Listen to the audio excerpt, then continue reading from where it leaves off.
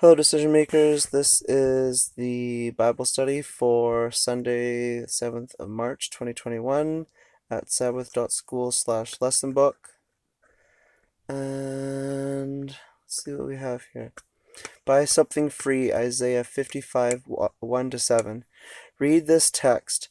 Ho, everyone who thirsts, come to the waters, and you that have no money, come buy and eat.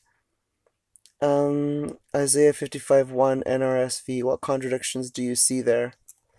I put have no money and buy, but just the way I was reading it now, I'm thinking it might have been BY. Maybe there's some wrong translation because come by would, like with BY, would make no contradiction. They're saying come on over, come nearby, come here.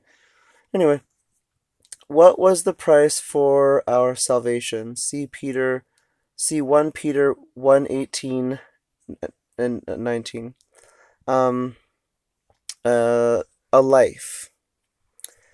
How does Isaiah's approach to salvation compare with that of the New Testament? I found them to be rather different, but also like the same. Like Jesus had grace, and then Ephesians talks about grace. Yeah, Ephesians 2:8-9.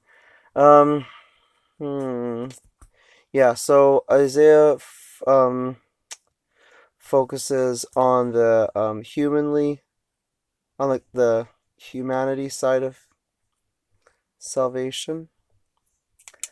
Um,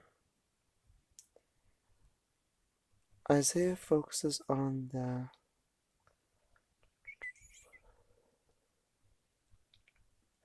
Oh, yeah, that's right. Okay. Isaiah focuses on the humanly side of salvation, and Ephesians speaks to the godliness of salvation through grace, something Jesus had in great supply.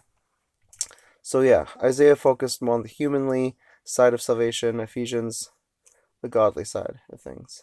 Okay.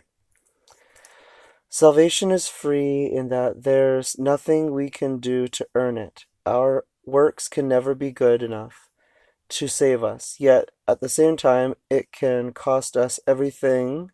What does that mean? See, for instance, Matt 10:39, Luke 9:23, Luke 14:26, Phil 3:8.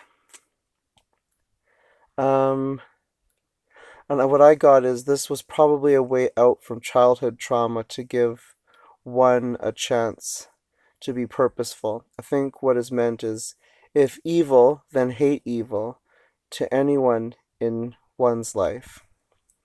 That's what I got from that. And I have these little passages written out that I find interesting.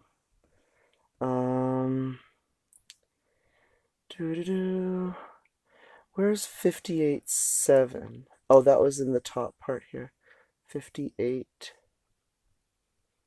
Here we go.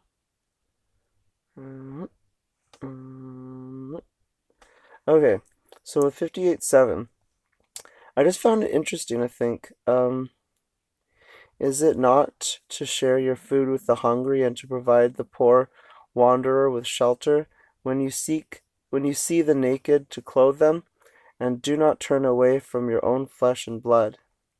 Do not turn away from your own flesh and blood. I was like, yeah, it's a written concept. It's been studied, documented, practiced.